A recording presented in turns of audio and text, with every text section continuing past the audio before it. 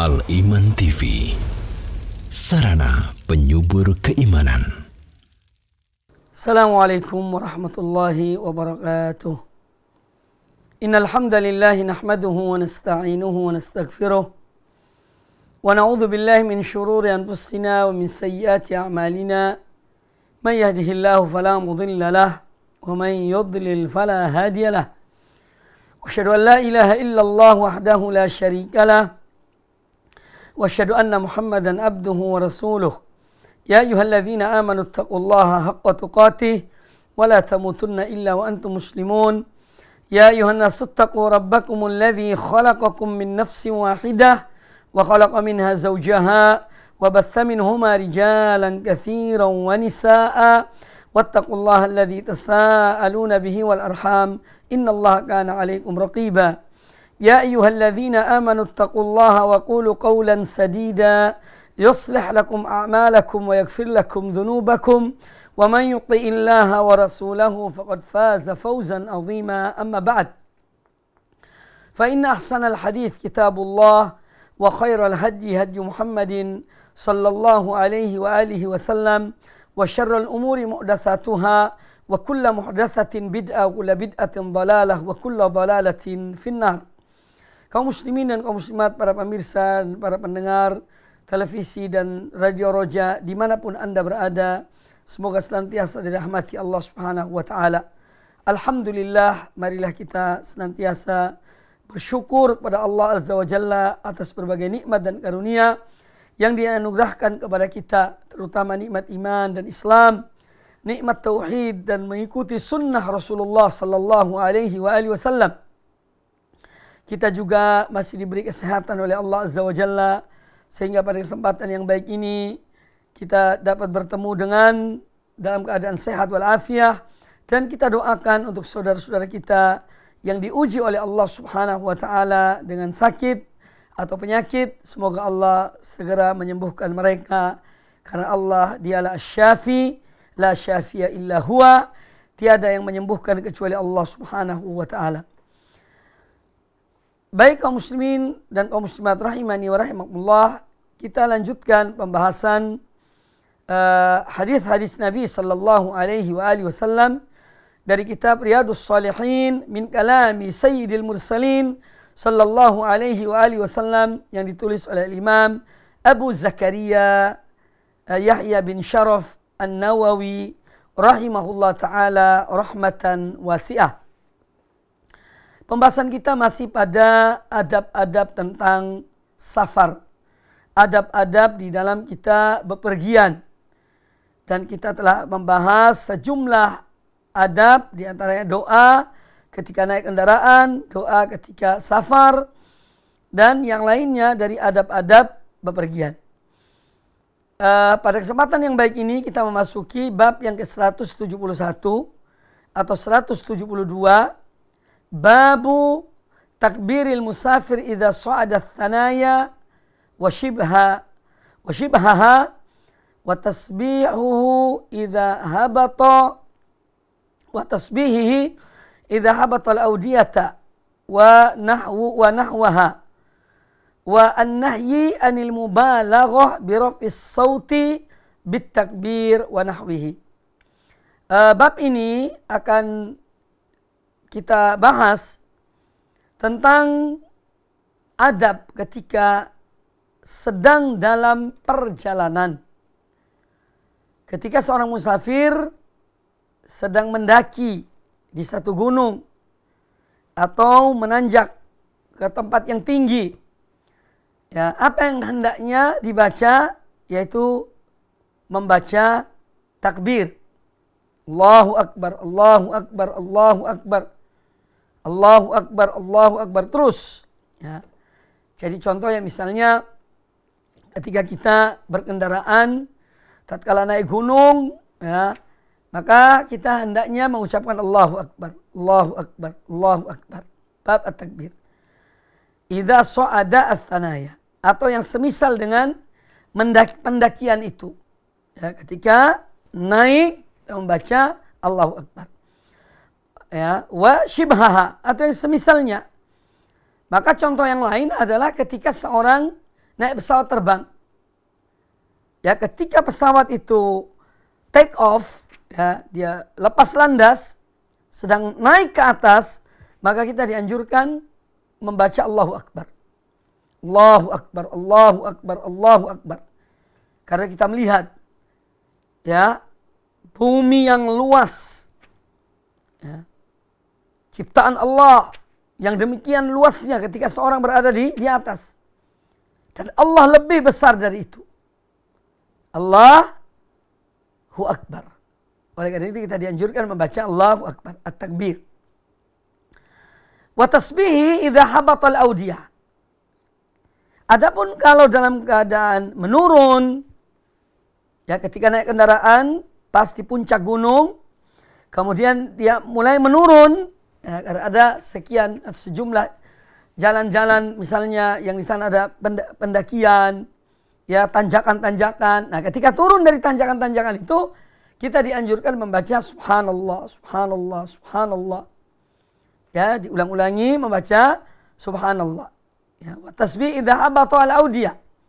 Al-audiyah itu jamak dari wadi, lembah. Lembah itu biasanya tanah yang rendah. Gunung tanah yang tinggi atau pegunungan. Dan yang semisalnya. Ya. Wan nahyi 'anil mubalaghah bi raf'is shaut, demikian pula kita dilarang ketika kita membaca takbir, Allahu Akbar, Allahu Akbar, Allahu Akbar, atau membaca subhanallah, subhanallah, subhanallah ketika menurun, kita tidak dianjurkan untuk berteriak, mengangkat suara, tidak. Tapi dengan pelan. Tidak perlu mengangkat suara. Karena Allah Ta'ala Maha mendengar. Allah Ta'ala Maha mengetahui. Nah, ini bab yang akan kita bahas. Ada 3 poin.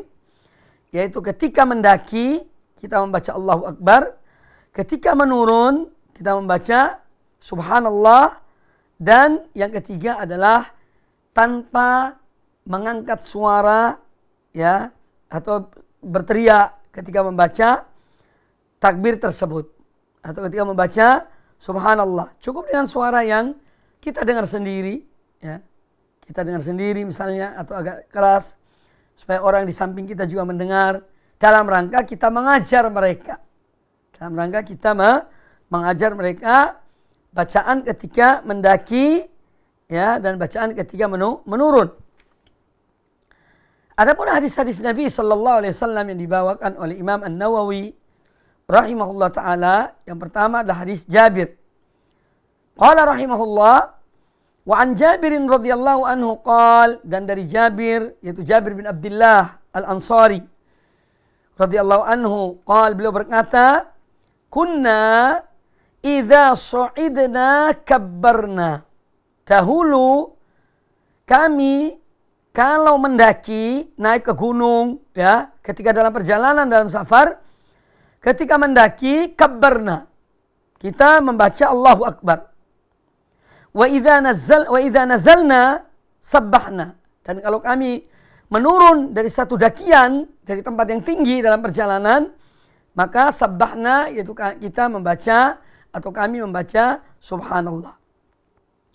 Ini maha suci Allah Subhanahu wa taala, mensucikan Allah Azza wa Jal dari semua sifat-sifat yang tidak selayaknya dinisbahkan kepada Allah Azza wa Jalla. Jadi makna subhanallah ini luar biasa. Seorang ketika dia mengucapkan subhanallah, maha suci Allah, artinya dia sedang menafikan, membersihkan, mensucikan Allah Azza wa Jalla dari semua sifat-sifat kekurangan yang dinisbahkan oleh orang-orang musyrikin atau orang-orang kafir kepada Allah Subhanahu wa taala. Allah Maha suci dari itu semuanya. Makanya kalimat subhanallah, kalimat yang sangat mulia, zikir yang sangat agung. Seorang membacanya di pagi hari dan di petang hari 100 kali. Subhanallah wa bihamdi, subhanallah wa bihamdi. Itu diampuni oleh Allah Azza wa Jalla dosa-dosanya. Meskipun sebanyak buih di lautan. Ini tentang tasbih. Nabiullah Yunus alaihissalam, ketika beliau diuji oleh Allah Azza wa Jalla, ketika beliau berada di dalam perut ikan, ikan paus, beliau memperbanyak. Sebelum itu pun beliau adalah orang yang selalu bertasbih, mensucikan Allah Ta'ala. Doa Nabi Yunus, doa yang terkenal, La ilaha illa anta, subhanaka inni kuntu minadh dhalimin. La ilaha illa anta, ada sembahan yang hak kecuali Engkau ya Allah. Subhanak, maha suci Engkau ya Allah. Inni kuntu minadh dhalimin. Sesungguhnya aku termasuk orang-orang yang telah berbuat kezaliman. Jadi itu bacaan tasbih yang dibaca ketika menurun. Nah, hadis Jabir radhiyallahu anhu ini menjelaskan kepada kita tentang sunnah atau tuntunan ya dan adab ajaran Nabi sallallahu alaihi wasallam apabila seorang dalam safarnya dalam safarnya dia sedang mendaki ya, maka dia membaca takbir ketika mendaki gunung atau ketika take off misalnya dengan menggunakan pesawat atau ketika naik jalan-jalan yang intinya mendaki, maka hendaknya dia membaca Allahu Akbar, Allahu Akbar, Allahu Akbar ya. Kemudian apabila turun, ya menurun, termasuk dalam hal ini kalau seorang naik pesawat, ketika akan landing, ya itu menurun dari atas ke bawah. Nah kita membaca Subhanallah, Subhanallah, Subhanallah. Ya. Atau ketika turun dari menurun, termasuk dalam hal ini juga dalam berjalan, ya dalam berjalan. Tidak mesti dengan kendaraan. Ya, ketika seorang mendaki, dia membaca Allahu Akbar. Ketika dia turun, dia membaca Subhanallah. Nah, apa hikmah? Kita dianjurkan membaca takbir Allahu Akbar ketika mendaki, ketika menaiki satu tanjakan, entah gunung atau bukit atau yang lainnya. Ini untuk kita menanamkan dalam diri kita akan keagungan Allah Azza wa Jalla. Karena seorang ketika dia berada di atas, ya di tempat ketinggian, dia melihat yang di bawahnya. Ya. Alangkah agungnya ciptaan Allah Subhanahu wa taala. Tetapi yang lebih agung adalah zat Allah Azza wa Jalla. Ya. Maka Allahu Akbar. Ya, kita mengucapkan Allahu Akbar. Ya, kalau saja bumi ini, alam semesta ini demikian besarnya dari apa yang kita lihat, maka Allah Subhanahu wa taala dia zat yang maha besar. Tidak ada yang lebih besar dari Allah Azza wa Jalla. Makanya dianjurkan membaca Allahu Akbar. Kemudian ketika menurun, kita dianjurkan membaca Subhanallah. Ya. Di antara hikmahnya adalah kita mengungkapkan kemahasucian Allah Subhanahu wa taala. Allah Maha Suci. Ya. Allah menciptakan yang tinggi dan yang rendah.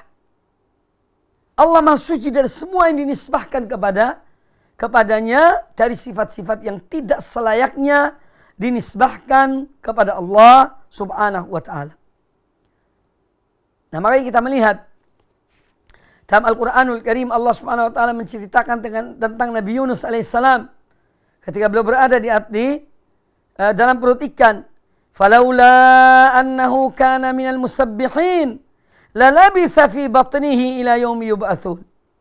Seandainya kalau saja Yunus itu bukan seorang yang dia senantiasa memperbanyak bertasbih, orang yang selalu bertasbih mensucikan Allah Ta'ala, kalau saja dia tidak demikian, lalabitha fi batnihi ila yaumi yub'atsun. Niscaya dia akan tetap berdiam atau tetap berada di dalam perut ikan paus itu ila yaumi yub'atsun, sampai hari kiamat. Tetapi karena Nabi Yunus alaihissalam orang yang banyak bertasbih kepada Allah Ta'ala, mensucikan Allah Subhanahu wa taala, ya maka Allah selamatkan dia. Selamatkan dari keadaannya keberadaannya dalam perut ikan paus, yang itu tentu hal yang sempit. Ya. Allah berikan dia yaitu jalan keluar, yakni dengan dia dikeluarkan dimuntahkan oleh ikan itu dari perutnya dan kembali ke daratan. Ini menunjukkan keagungan Allah Subhanahu wa taala. Maka Allah menceritakan pada kita tentang Nabi Yunus alaihissalam dalam surat As-Saffat ayat yang ke-143 dan 144. Ya, falaula annahu kana minal musabbihin la labitha fi batnihi ila yaumi yub'atsun.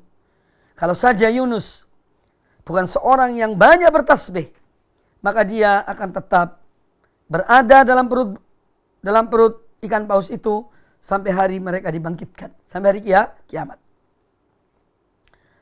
Kemudian hadis yang berikutnya,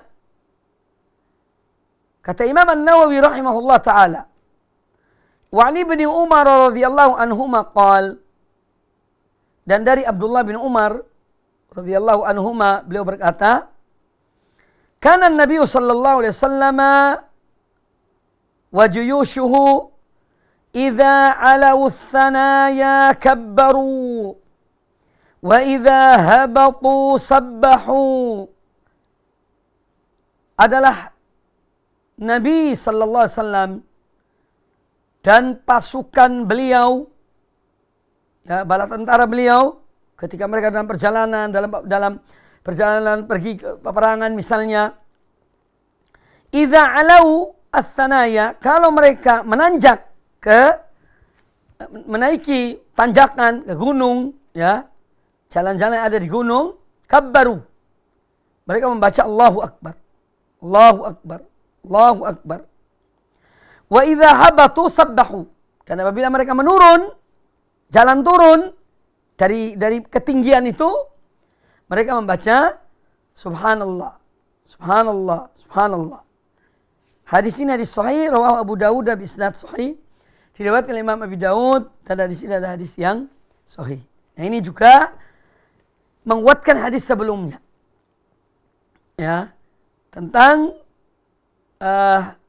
mereka, yakni Rasul sallallahu alaihi wasallam dan para sahabat beliau kalau dalam perjalanan, ya, maka ketika mendaki mereka membaca Allahu Akbar, dan ketika menurun mereka membaca subhanallah. Dan ini tidak mesti dalam safar juga sebetulnya. Artinya kalau seorang misalnya mungkin dia di tanjakan ketika dia naik kendaraan, atau dia dalam berjalan, ketika naik dia membaca Allahu Akbar, ketika menurun dia membaca subhanallah. Nah, jadi hadis ini adalah hadis yang umum. Kemudian hadis yang berikutnya, ya, hadis yang berikutnya,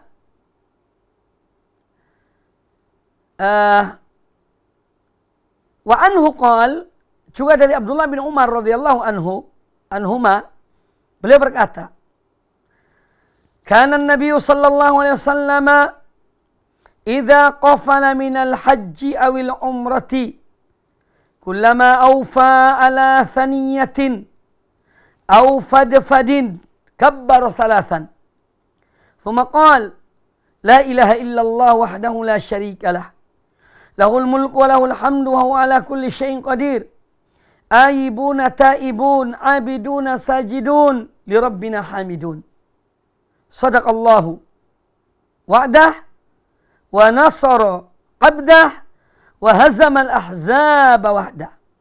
Hadis muttafaqun alaih, dikeluarkan oleh Imam Bukhari dan Imam Muslim. Wa fi riwayatin li muslimin, dan dalam satu riwayat oleh Imam Muslim,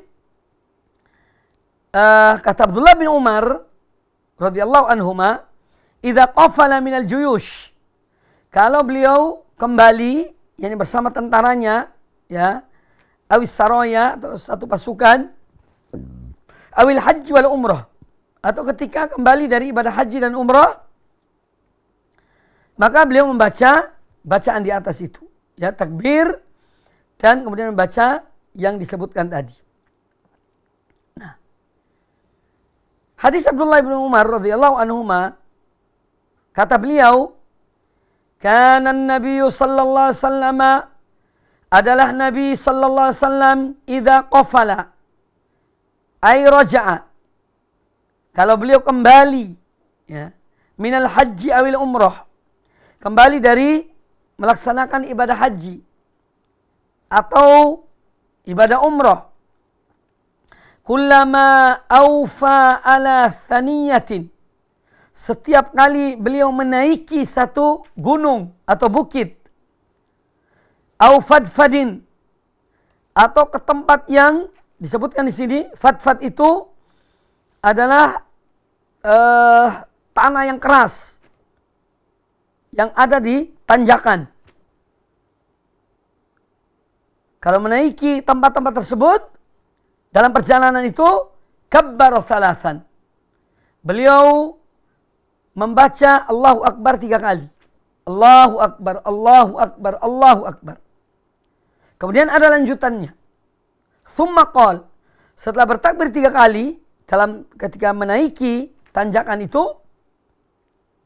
beliau membaca la ilaha illallah wahdahu la syarikalah, tiada sembahan yang hak kecuali Allah semata, Allah Maha Esa, la syarika lahu, tiada sekutu baginya, lahul mulku wa lahul hamdu, hanya miliknya semua kerajaan, kekuasaan di alam semesta ini hanya milik Allah. Lahul mulk wa lahul hamd, dan hanya miliknya lah semua pujian, segala pujian. Wa huwa ala kulli syai'in qadir, dan dia berkuasa atas segala sesuatu. Ayibuna taibun, ayibun yani kami kembali dari perjalanan. Taibun, kami bertaubat, ya, kepada Allah Ta'ala. Abidun, kami senantiasa beribadah kepada Allah. Sajidun, kami selalu bersujud menyembah Allah. Li Rabbina hamidun, dan kami senantiasa memuji hanya kepada Rabb kami. Ini hanya memuji hanya kepada Allah Subhanahu wa Ta'ala. Kemudian kata beliau, Shadaqallahu wa'dah, Allah telah membenarkan atau telah berbuat kebenaran terhadap janjinya. Jadi Allah kalau berjanji, Allah tepati janjinya. Shadaqallahu wa'dah, Allah benarkan janjinya, Allah buktikan janjinya.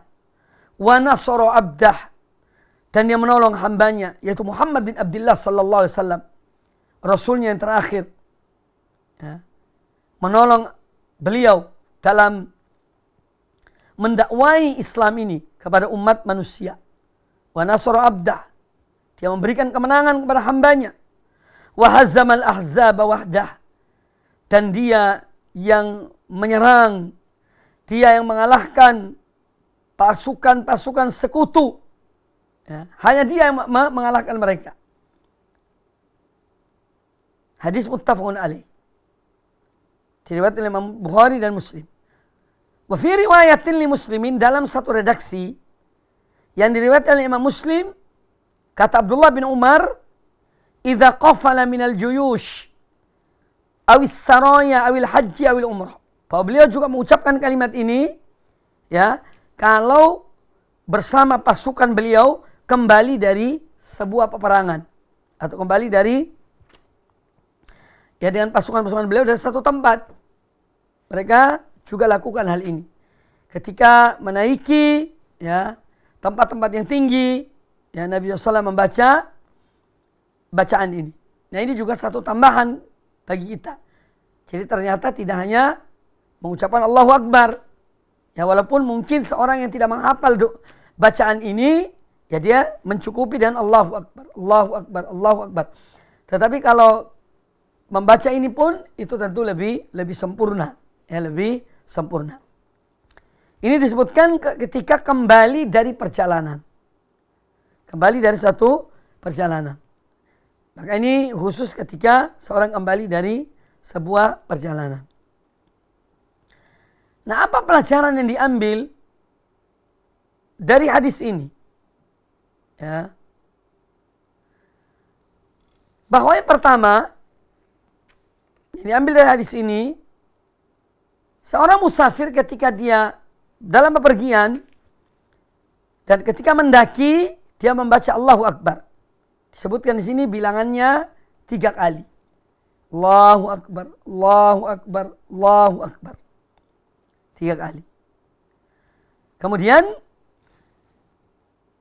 hikmah yang lain dari hadis ini, yaitu ketika seorang diberi kesempatan oleh Allah Azza wa Jalla bisa kembali dari satu perjalanan, maka ini adalah nikmat Allah Azza wa Jalla. Nikmat dari Allah Subhanahu wa Ta'ala. Ya, yang patut disyukuri. Ya, ketika seorang balik dari perjalanannya, dari bepergiannya, dia kembali ke negerinya, kembali ke kampung halamannya, ini satu nikmat dari Allah Azza wa Jalla. Maka sudah seyogyanya dia bersyukur pada Allah Ta'ala dengan mentauhidkan Allah Azza wa Jalla. Itu mengucapkan la ilaha illallah wahdahu la syarikalah. Ya. Dan mentauhidkan Allah Azza wa Jalla. Mengagungkannya. Ya. Mengakui kebesarannya, keagungannya, kesempurnaannya. Makanya hanya dia yang dipuji. Yang berhak memiliki pujian hanya Allah Azza wa Jalla. Lahul mulku wa lahul hamd. Hanya miliknya semua kekuasaan ini. Dia yang menguasai seluruh alam semesta ini. Dan hanya baginya segala pujian, segala sanjungan, segala kesempurnaan itu hanya milik Allah Subhanahu wa Ta'ala. Ini bentuk pengagungan Allah Azza wa Jalla. Kita mengagungkan Allah Subhanahu wa Ta'ala. Kemudian juga seorang mengucapkan aibuna taibuna abiduna sajidun rabbina hamidun. Ini dalam rangka mensyukuri nikmat Allah. Seorang kembali dari perjalanannya yang mungkin dia berbuat kesalahan, berbuat dosa, maka dia bertaubat pada Allah Azza wa Jalla. Ya, kemudian dia beribadah kepada Allah Subhanahu wa Ta'ala. Karena mensyukuri nikmat Allah adalah dengan beribadah pada Allah Azza wa Jalla. Ya, di antara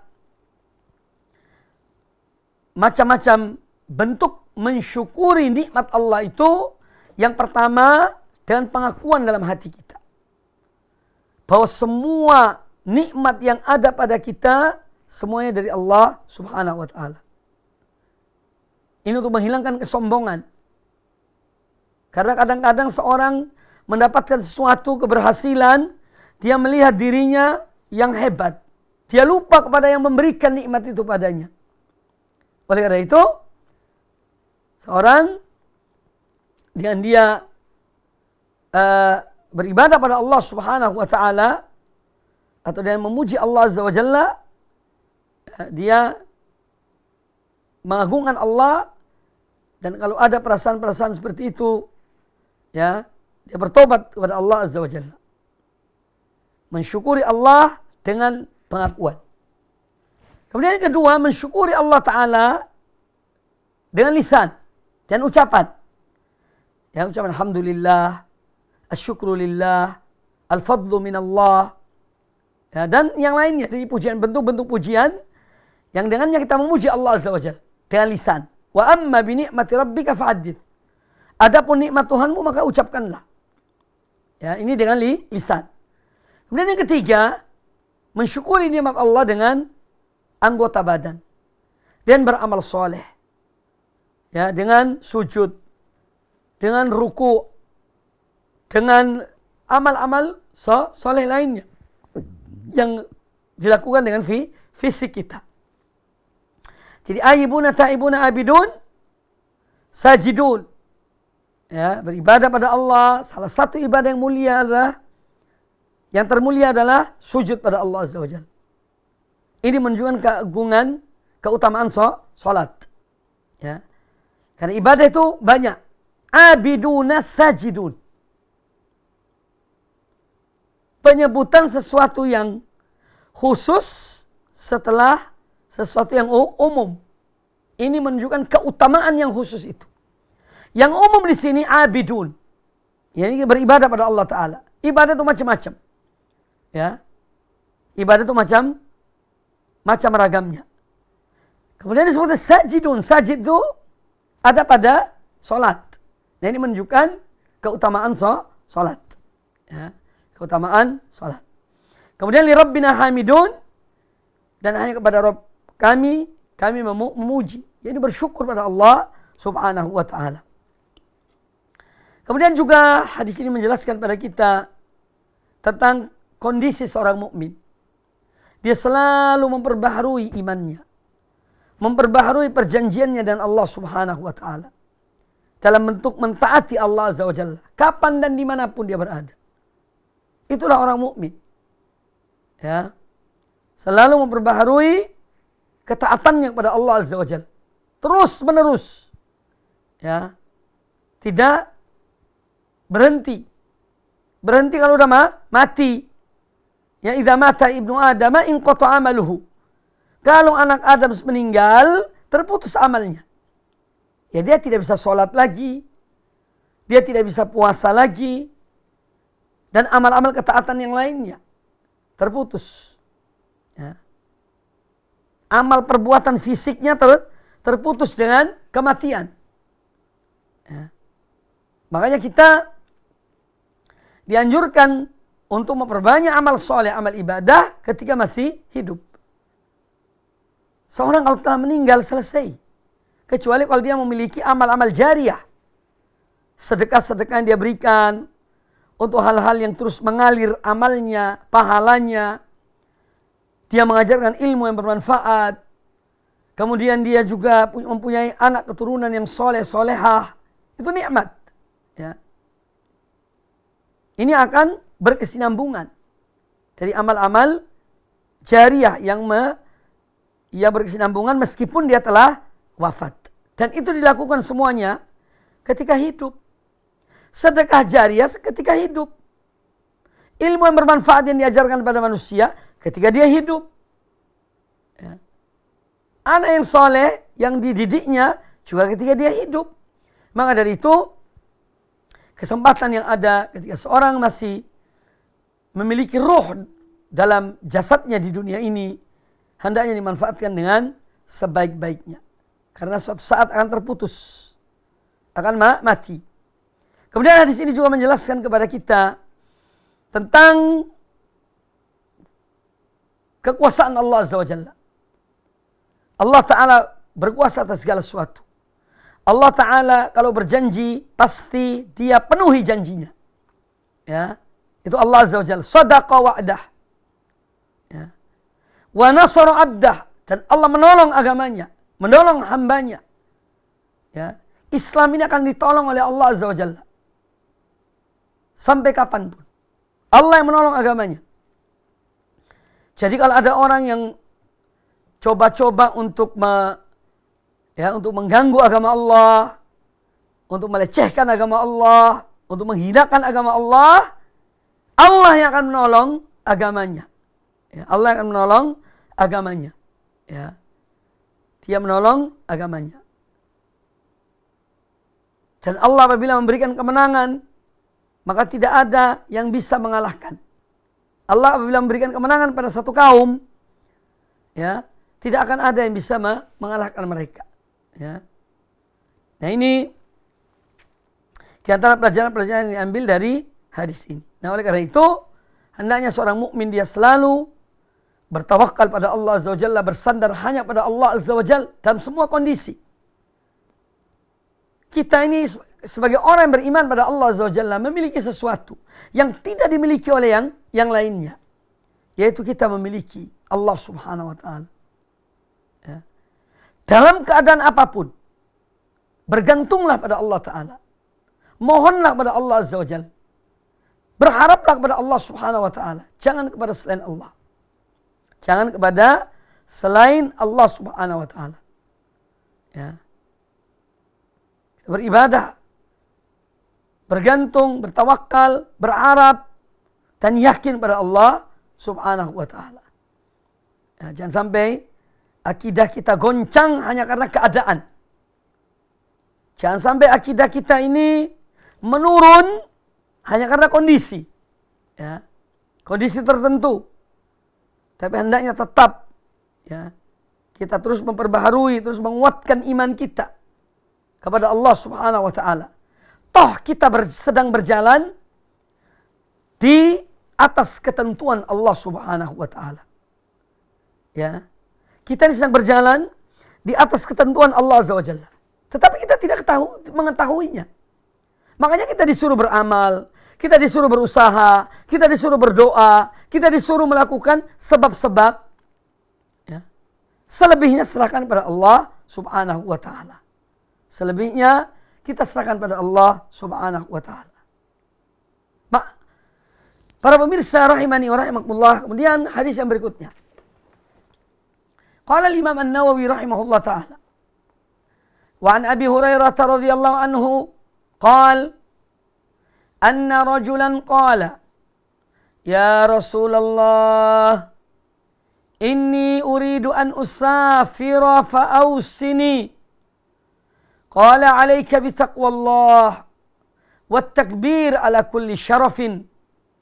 Falamma walla ar-rajulu qala Allahumma atwi lahul bu'da wa hawwin 'alaihi as-safar. Rawahu Tirmidzi wa qala haditsun hasanun. Dari Abu Hurairah radhiyallahu an, beliau berkata bahwasanya ada seseorang, dia berkata kepada Nabi sallallahu alaihi wasallam, "Ya Rasulullah, wahai Rasulullah, inni uridu safar, inni uridu an usafira."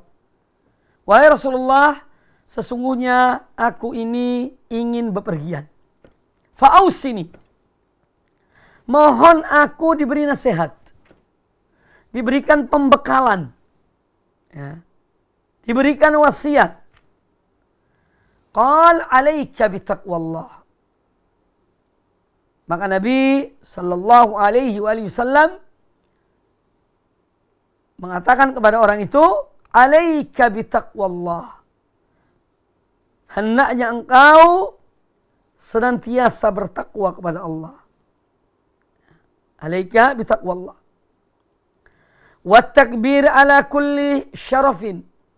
Dan hendaknya engkau setiap mendaki dalam perjalananmu, setiap engkau menanjak satu tanjakan, engkau membaca takbir. Sebagaimana dijelaskan pada hadis sebelumnya. Allahu Akbar, Allahu Akbar, Allahu Akbar. Falamma walla ar-rajulu.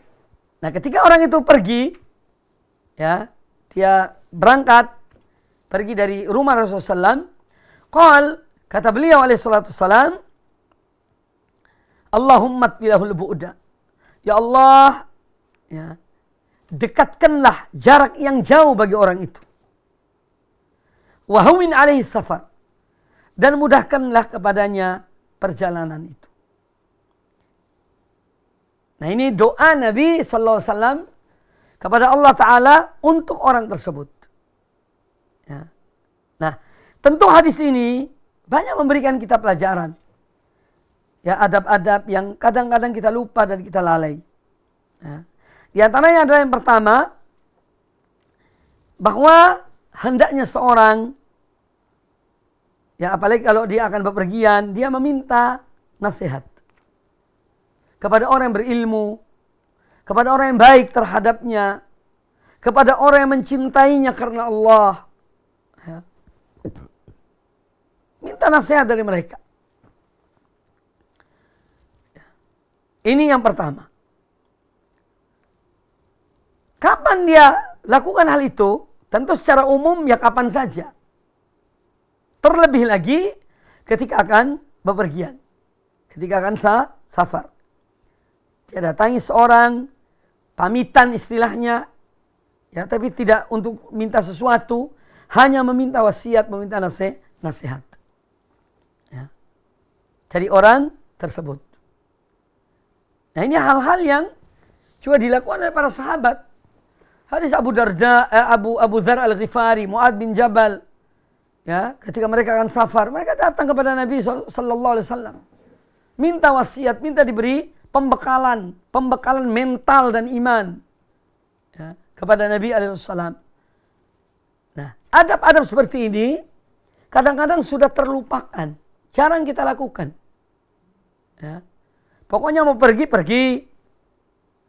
Mau berangkat, berangkat. Padahal di antara adab yang kita dianjurkan dan dicontohkan oleh para sahabat, mereka datang kepada Nabi Sallallahu Alaihi Wasallam untuk pamitan. Ya, minta nasihat, minta pembekalan supaya menjadi bekal baginya dari nasihat-nasihat itu sebagai bekal baginya dalam perjalanan. Karena yang namanya manusia, ya kadang-kadang lupa, lalai. Ya. Nah, oleh karena itu meminta nasihat ketika akan bepergian, ini adalah sesuatu yang dianjurkan. Kemudian yang berikutnya, bahwa kita melihat wasiat Nabi Sallallahu Alaihi Wasallam, ya, ada dua wasiat yang beliau sampaikan dalam hadis ini. Yang pertama adalah bertakwa kepada Allah Azza wa Jalla. Ini adalah sebaik-baik wasiat. Khairu wasiatin lil awwalina wal akhirin adalah takwa kepada Allah Subhanahu wa taala. Sebaik-baik wasiat bagi orang dahulu maupun yang sekarang maupun yang kemudian adalah wasiat untuk bertakwa kepada Allah Azza wa Jalla. Wallahi, seorang kalau memiliki ketakwaan dalam dirinya, maka dia akan terkendali dalam semua perbuatan dan ucapannya. Dan dia akan dilindungi oleh Allah Subhanahu wa taala kalau ada ketakwaan dalam dirinya. Dan at-taqwa itu pokoknya di hati kita ini. At-taqwa hahuna. Kata Nabi sallallahu alaihi wasallam, takwa itu di sini, ya. Kalau ada ketakwaan itu dalam diri seorang, maka ketakwaan ini akan menjaga dia dari meninggalkan yang wajib atau melakukan yang dilarang oleh Allah Subhanahu wa taala. Ya. Kalau seorang memiliki ketakwaan, hanya saja kadang-kadang kalimat takwa ini karena sering kita dengar, ya, sering diwasiatkan sehingga seakan-akan biasa-biasa saja. Padahal ketakwaan itu luar biasa. Kalau seorang memiliki ketakwaan, dia akan menjaga lisannya dari berbicara. Dalam berbicara. Karena dia tahu setiap ucapannya dicatat oleh malaikat. Apa yang dia ucapkan. Niat ucapannya pun tercatat. Untuk apa dia ucapkan itu? Karena Allah atau karena yang lainnya. Ya. Seorang yang bertakwa pada Allah Ta'ala ketika dia akan melakukan sesuatu. Ya, dia yakin bahwa Allah melihatnya. Ketika dia akan berbuat. Tatkala dia sendirian. Tatkala di tengah keramaian. Ya, ketika dia memiliki ketakwaan pada Allah Azza wa Jal, maka dia akan betul-betul hati-hati di dalam berbuat. Ya. Makanya wasiat takwa ini adalah wasiat Allah kepada yang terdahulu. Walaqad wassayna alladziina utul kitaba min qablikum wa iyyakum. Dan telah kami wasiatkan untuk bertakwa kepada Allah, anittaqullah. Bertakwa kepada Allah, kepada ahlul kitab sebelum kalian dan juga kepada kalian, anittaqullah, hendaknya kalian bertakwa pada Allah. Jadi Allah memberikan wasiat lil awwalina wal akhirin untuk orang-orang terdahulu dan yang kemudian, yaitu wasiat takwa pada Allah Subhanahu wa taala. Ya. Tidak usah kita banyak berbicara tentang hal-hal yang takwa, miliki takwa itu dalam diri kita. Dia akan menjaga kita dari semua perbuatan maksiat. Kalau seorang memiliki ketakwaan, maka yang perlu dipupuk dalam diri kita ini ketakwaan pada Allah Azza wa Jalla. Seorang yang memiliki ketakwaan pada Allah Ta'ala, dia tidak akan melakukan kesyirikan pada Allah. Seorang yang bertakwa kepada Allah Subhanahu wa Ta'ala, dia tidak akan bermaksiat pada Allah Ta'ala. Kalaupun terjerumus, dia akan segera kembali pada Allah Subhanahu wa Ta'ala. Seorang bertakwa kepada Allah Subhanahu wa Ta'ala, dia tidak akan makan harta orang lain, ya, dan seterusnya dari amal-amal yang akan merusak ketakwaannya, ya, atau merusak imannya, merusak amalnya, dia tidak akan mengerjakannya. Kalau dia memiliki ketakwaan pada Allah Subhanahu wa Ta'ala. Nah, salah satu cara upaya untuk menanamkan ketakwaan dalam diri kita itu adalah muraqabatullah. Seorang senantiasa meyakini, ya, selalu memperbaharui dalam ingatannya kapan dan dimanapun dia berada, bahwa Allah melihatnya, Allah memantaunya, Allah mengetahuinya, yang dia sembunyikan dalam hatinya, yang dia tampakkan di atas lisannya, yang dia tampakkan dengan anggota badannya, semua diketahui oleh Allah Azza wa Jalla. Semua dilihat oleh Allah Ta'ala, dipantau oleh Allah Subhanahu wa Ta'ala. Kalau ini selalu kita tanamkan dalam diri kita, maka insya Allah seorang akan menjaga semua yang bersumber dari dirinya.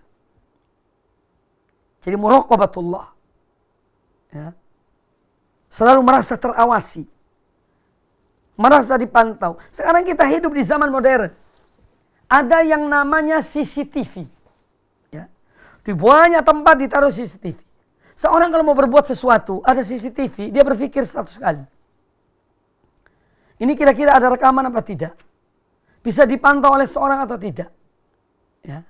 Lah kalau kita ini takut kepada adanya CCTV dari berbuat hal yang menyimpang atau yang melanggar sesuatu, bagaimana dengan Allah Subhanahu wa Ta'ala? Kok tidak pernah kita pikirkan tentang masalah itu? Tidak ada CCTV tapi Allah Ta'ala ada. Allah Maha melihat, para malaikat berada di sekeliling kita. Ya. Yang mencatat, yang merekam amal-amal ibadah kita, amal perbuatan kita. Nah, maka wasiat takwa ini luar biasa. Seorang apabila memiliki modal takwa ini, dimanapun dia tidak akan berbuat yang macam-macam. Karena dia memiliki ketakwaan itu. Makanya wasiat takwa adalah wasiat yang terbaik. Wasiat Allah dan Rasulnya. Ketika para sahabat meminta wasiat dari Nabi SAW. Dalam hadis Al-Irbad bin Sariyah radhiyallahu an. Ya. Apa kata beliau? Usikum bitaqwallah. Aku wasiatkan kalian untuk bertakwa pada Allah. Wassam'i wa ta'ah, dan kemudian taat dan mendengar dan menaati, yakni ulil amri kalian. Yang pertama kali diwasiatkan oleh Nabi SAW adalah takwa kepada Allah Subhanahu wa Ta'ala. Maka alaika bitaqwallah, kalimat yang luar biasa. Ya. Kalimat yang luar biasa. Kisah tentang orang-orang bertakwa. Kisah tentang seorang yang dia sudah akan mengumpuli wanita yang paling dicintainya. Dalam kisah 3 orang dalam perjalanan. Kemudian mereka masuk di sebuah gua karena suatu hal. Kemudian tertutup. Jatuhnya batu besar yang menutupi pintu gua itu. Mereka tidak bisa keluar. Salah satu di antara mereka, dia mempunyai anak pamannya. Seorang wanita cantik yang dicintainya. Ya. Ketika itu membutuhkan sesuatu. Membutuhkan pinjaman duit. Diberikan oleh pemuda itu atau orang ini. Kemudian dengan perjanjian, ya, yakni aku berikan kamu pinjaman ini, tapi kamu serahkan dirimu pada aku. Karena kondisi yang terpaksa, wanita itu menyetujui. Ketika laki-laki ini, anak pamannya sendiri, akan mengumpuli dia, apa kata wanita itu? Ittaqillah. Takwalah kamu kepada Allah. Ya. Ittaqillah. Bertakwalah kamu kepada Allah. Ya. Ketika mendengar kalimat takwalah kamu kepada Allah, maka pemuda itu, ya, langsung meninggalkan wanita tersebut. Dalam satu riwayat dia mengatakan, kamu dalam keadaan sempit takut pada Allah Ta'ala, sedangkan aku dalam keadaan luas, lapang, tidak takut pada Allah Ta'ala. Maka dia tinggalkan. Ya. Dia langsung meninggalkan wanita tersebut. Padahal sudah siap untuk dia berbuat zina dengan wanita itu. Tapi wanita mengucapkan kalimat yang menembus lubuk hatinya. Ya, ittaqillah. Ya. Takwalah kamu kepada Allah dan jangan kamu merusak, yakni cincin itu dengan kecuali dengan hak. Yani kamu kalau mau kepada aku, nikahi aku. Ya. Jangan dengan cara berzina. Nah, ini contoh bagaimana ketakwaan, ya, yang merasuk dalam hati seseorang, bukan hanya di atas lisan. Kalau di atas lisan, Masya Allah, di mana-mana kita mendengar, ittaqullah, ittaqullah, ittaqullah. Ya. Di mana-mana. Di mimbar Jumat, dalam ceramah-ceramah, dalam wasiat-wasiat, ya, tidak hanya ini lisan. Ini yang penting. At-taqwa hahuna. Bagaimana kita tanamkan ketakwaan itu dalam diri kita. Ini yang akan betul-betul bisa menjaga diri kita, merubah perilaku kita kalau kita bertakwa pada Allah Subhanahu wa taala. Makanya wasiat yang disampaikan oleh Nabi sallallahu kepada orang ini yang pertama, alaika bitaqwallah. Hendaknya engkau bertakwa kepada Allah. Kemudian wasiat kedua, ya, yaitu takbir ketika dalam pendakian. Ketika mendaki di satu tempat, berbacalah Allahu Akbar. Maka Nabi SAW mengingatkan dua hal. Batinnya orang ini diisi oleh Nabi SAW dengan hendaknya kamu bertakwa pada Allah Ta'ala. Kemudian juga amalan lahir berupa ucapan, yaitu Allahu Akbar ketika mendaki. Kemudian beliau mendoakan orang ini. Beliau mendoakan orang tersebut dengan doa yang sangat indah. Doa yang mempermudah orang ini dalam perjalanannya. Allahumma twilahu al-bu'ud. Ya Allah, dekatkan dia yang jauh itu. Ya. Wahawin alaihi safar, dan permudahkan dia dalam perjalanan. Dan doa Nabi SAW doa yang dikabulkan oleh Allah Azza wa Jalla. Ya. Nah, oleh karena itu kita melihat di sini bahwa Nabi SAW mendoakan orang itu ketika dia telah pergi. Nah, ini keutamaan doa di saat orang yang kita doakan tidak ada di depan kita. Karena kadang-kadang kalau kita mendoakan seorang depan kita, bisa jadi ya juga kurang ikhlas. Atau mungkin basa-basi. Tapi ketika seorang mendoakan saudaranya, ketika saudaranya tidak ada di dekatnya, ya, maka ini menunjukkan lebih menunjukkan pada keikhlasan seorang dalam mendoakan saudaranya. Ya. Doa seorang muslim untuk saudaranya bidhahril ghaib, ketika saudaranya tidak berada di situ, di tempatnya, ini adalah doa yang dikabulkan oleh Allah Ta'ala, diamini oleh para malaikat. Diamini oleh para malaikat. Itu diantara pelajaran-pelajaran yang diambil dari hadis ini. Kemudian hadis terakhir dalam bab ini, qala al-Imam An-Nawawi rahimahullah ta'ala, wa an Abi Hurairah radhiyallahu wa an Abi Musa al-Asy'ari radhiyallahu anhu qala, dan dari Abu Musa al-Asy'ari radhiyallahu anhu beliau berkata, kunna ma'an Nabi sallallahu alaihi wasallam fi safarin. Pernah suatu ketika kami bersama Nabi sallallahu alaihi wasallam dalam sebuah perjalanan. Fakunna idza asyrafna ala wadin halalna wa kabbarna wartafa'at aswatuna. Fakunna, maka kami dahulu ketika dalam perjalanan bersama beliau itu, idza asyrafna ala wadin halalna. Kalau kita sudah mendekat dengan satu lembah, akan menurun, ya, halalna, kami mengucapkan la ilaha illallah.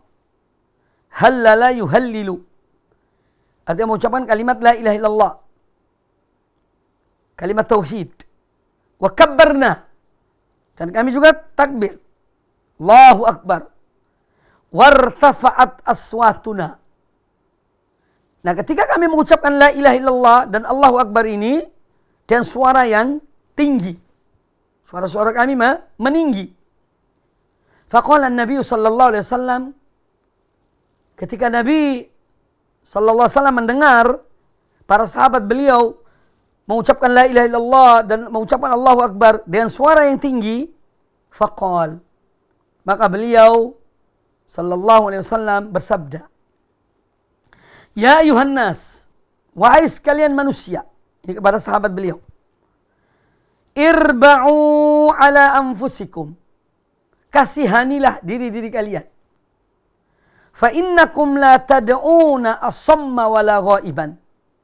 Sesungguhnya yang kalian berdoa itu, ya, sesungguhnya kalian tidak berdoa kepada yang tuli dan yang ghaib. innahu ma'akum. Tapi sungguhnya dia Allah Ta'ala bersama kalian. Innahu sami'un qarib. Sungguhnya dia maha mendengar dan dia maha dekat. Dekat di sini bukan menyatu dengan makhluknya, tidak. Ya. Allah tidak menyatu dengan makhluknya.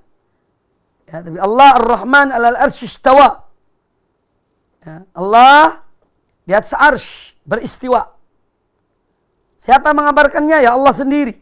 Jangan ditakwilkan kepada makna yang lain. Ini berita dari Allah Subhanahu wa taala. Kewajiban seorang mukmin dia beriman. Tidak usah digambarkan dengan akalnya, karena akalnya tidak mampu menggambarkan tentang Allah dan sifat-sifatnya. Kewajibannya adalah kita beriman kepada Allah Azza wa Jalla dengan segala sifat-sifatnya. Itu kewajiban seorang mukmin. Jadi ketika Nabi SAW mengatakan Allah Sami'un Qarib, Allah maha mendengar lagi dekat, maha dekat dengan kalian, bukan Allah menyatu dengan hamba-hambanya atau dengan makhluknya. Tidak. Ya. Itu akidah wahdatul wujud. Akidah menyimpang dari jalan yang benar.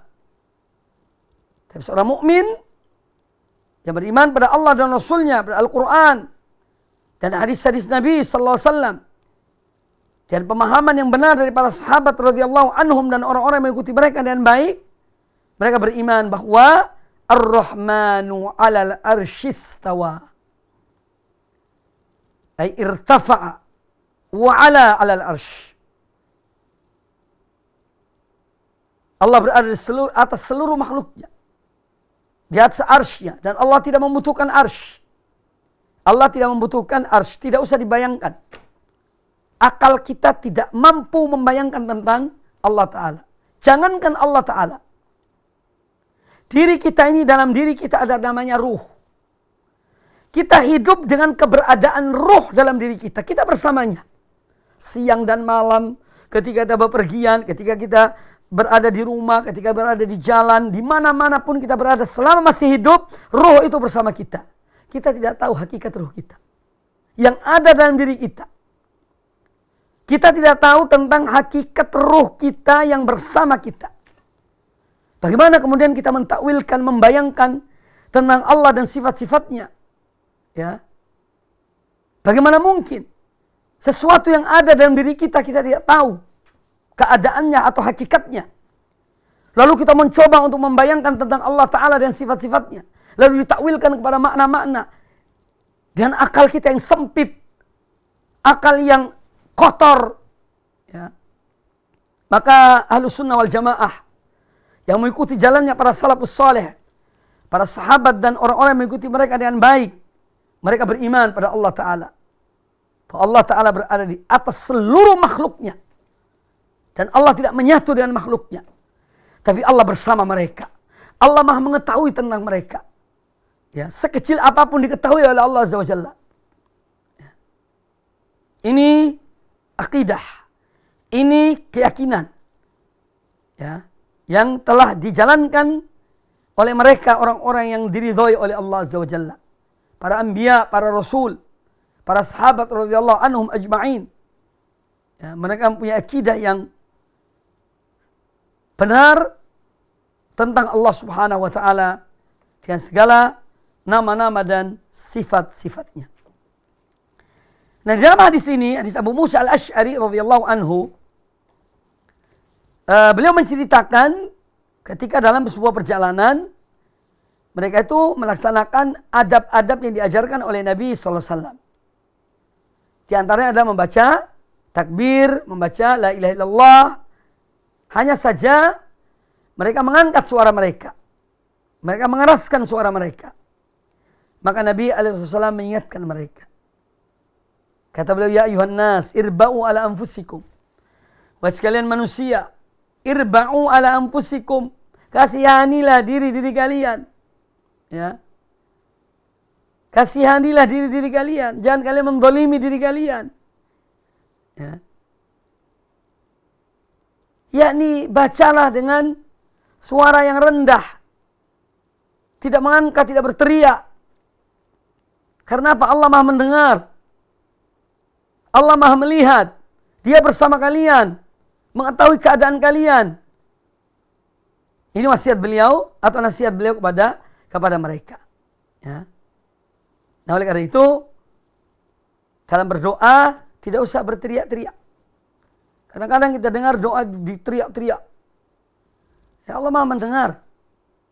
Seorang di kamarnya, di tengah malam yang gelap gulita, ya, dia berdoa pada Allah Ta'ala dengan suara yang tidak didengar oleh siapapun. Allah Maha mendengar dan Maha mengetahui apa yang diminta oleh hamba itu. Ya. Maka di antara adab-adab doa adalah dengan suara yang rendah, suara yang pelan, tidak dengan mengeraskan suara. Nah, di dalam hadis ini tentu adab-adab yang diajarkan oleh Nabi SAW dalam perjalanan ketika seorang membaca doa atau membaca Allahu Akbar, ya, atau membaca la ilaha illallah dengan suara yang rendah, termasuk dalam zikir-zikir yang lainnya, ya, kecuali zikir yang lainnya, dan kecuali zikir yang memang dibolehkan, dianjurkan mengeraskan suara. Contohnya adalah ketika talbiyah, tatkala seorang pergi umroh, ya, labbaik Allahumma, itu pun tidak usah teriak, cukup yang sewajarnya, labbaik Allahumma labbaik, labbaik la syarika lak labbaik, karena memang dicontohkan oleh Rasulullah Sallallahu Alaihi Wasallam. Namun pada umumnya zikir dan doa itu dengan suara yang pelan. Kemudian hadis ini menjelaskan pada kita, yaitu menetapkan bagi Allah Azza wa Jalla sifat mendengar, sifat melihat, ya, dan dia itu dekat. Kedekatannya tetap beli Allah di atas arsy, bukan menyatu dengan hamba-hambanya. Allah Maha mengetahui segala sesuatu. Dan jangan kita kiaskan Allah dengan makhluk. Ya. Tidak bisa dikiaskan. Kadang-kadang ada para musyabbih, orang-orang yang menyamakan Allah dengan makhluknya, digambarkan sifat Allah dengan sifat makhluknya. Ya. Karena apa? Ya, mereka menggunakan akal. Setelah mereka menyamakan, menggambarkan Allah dengan sifat Allah dan sifat makhluknya, kemudian kata mereka tidak. Lalu mereka menafikannya. Mereka meniadakan sifat itu, mengingkari sifat itu, walaupun tidak dengan ucapan. Tapi dengan apa yang mereka, yakni, katakan. Yang mereka takwilkan. Pada hakikatnya mengingkari sifat Allah itu. Cuma dengan cara yang tersembunyi. Ya. Bentuk pengingkarannya itu dengan istilah menakwilkan. Ya. Padahal kalau seorang mukmin beriman pada Allah dengan segala sifatnya, ya, dengan kesempurnaannya, tanpa mentakwilkan, tanpa ini menggambarkan dengan akal dan otaknya dan kepalanya, hatinya tenang. Sebagaimana dahulu para sahabat, para anbiya, para rasul, mereka beriman pada Allah Ta'ala dengan segala sifatnya yang sempurna, dengan nama-namanya, tanpa mereka berpikir seperti apa sih sifat itu. Gimana sih sifat itu? Kalau kita bilang Allah begini, nanti konsekuensinya begini. Itu konsekuensi dari kepala yang mereka sendiri. Ya. Padahal seorang kalau mukmin, iman, sami'na wa ata'na, sam'an wa ta'atan. Kita mendengar dan kita menaati. Apa yang Allah dan Rasul yang beritahukan pada kita tentang sifat-sifat Allah, kita beriman sesuai dengan keagungan dan kebesaran Allah, dan Allah tidak menyerupai hamba-hambanya. Hidup tenang kalau seperti itu. Ya. Hidup tenang. Tidak mengotak-atik otak kita ini. Yang akhirnya bisa rusak. Karena apa? Ya, mengotak-atik. Memikirkan sesuatu yang dia tidak patut untuk memikirkannya. Nah, oleh karena itu kaum muslimin dan kaum muslimat rahimani wa rahimakumullah, bahwa hadis ini menjelaskan kepada kita tentang sifat-sifat Allah Subhanahu wa taala. Allah Maha mendengar, Allah Maha melihat, Allah bersama hamba-hambanya, ya, walaupun tidak menyatu dengan mereka, ya. Dan Allah Azza wa Jalla tidak pernah, yakni ghaib dari hamba-hambanya. Allah Maha mengetahui segala sesuatu yang ada di alam semesta ini, yang paling kecil sampai yang paling besar dari makhluk ciptaan Allah Ta'ala. Apa yang kita sembunyikan dalam hati kita diketahui oleh Allah Azza wa Jalla. Makanya ketika di hari kiamat, yang ada di hati ini ditampakkan oleh Allah Azza wa Jalla. Yauma tublas sarair. Hari ketika ditumpahkan semua rahasia. Apa yang kita sembunyikan di hati kita. Dari hasad, dengki, iri, cinta, ya, ketidakikhlasan, dan yang lainnya. Ini akan ditumpahkan. Ya. Yauma tublas sarair. Hari ketika ditampakkan semua rahasia. Semoga Allah menutupi aib-aib kita. Setiap orang punya aib. Semoga Allah menutupi. Allah masturna. Ya Allah, tutupilah kami. Tidak ada yang luput dari aib. Tapi Allah maha menutupi hamba-hambanya. Ya. Semoga Allah menutupi kita dari aib yang kita miliki. Ya. Semoga Allah mengampuni dosa-dosa kita. Ya. Dan memberikan pemaafan kepada kita. Dan ampunannya. Allah maha pengampun lagi maha penyayang.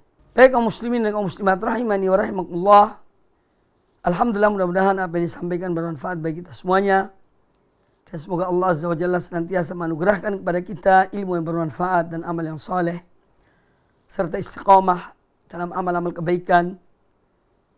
Kita diuji oleh Allah Ta'ala dengan macam-macam ujian.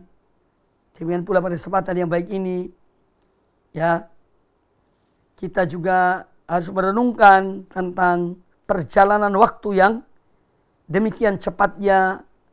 Ya, kita pada hari ini berada pada tahun 1443 Hijriah.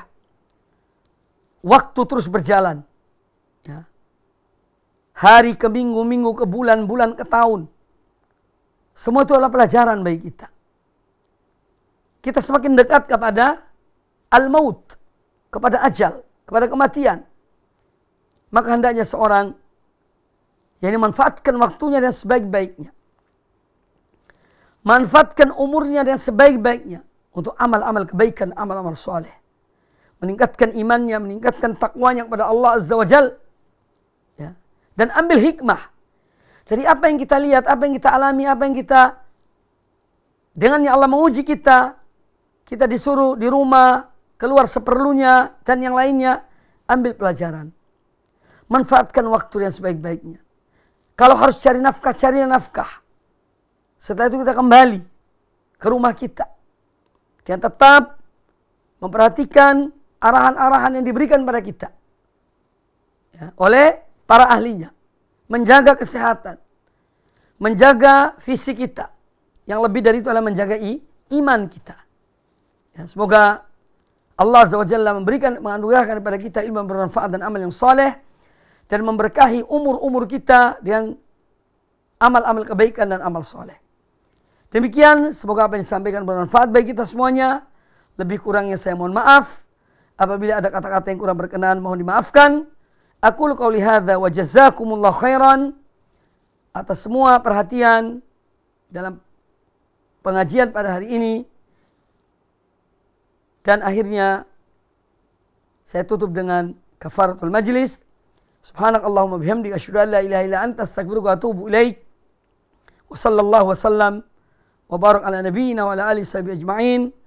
Thumma assalamu alaikum warahmatullahi wabarakatuh. Dukung channel kami dengan like, subscribe, dan aktifkan notifikasi agar kamu tidak ketinggalan video-video menarik lainnya.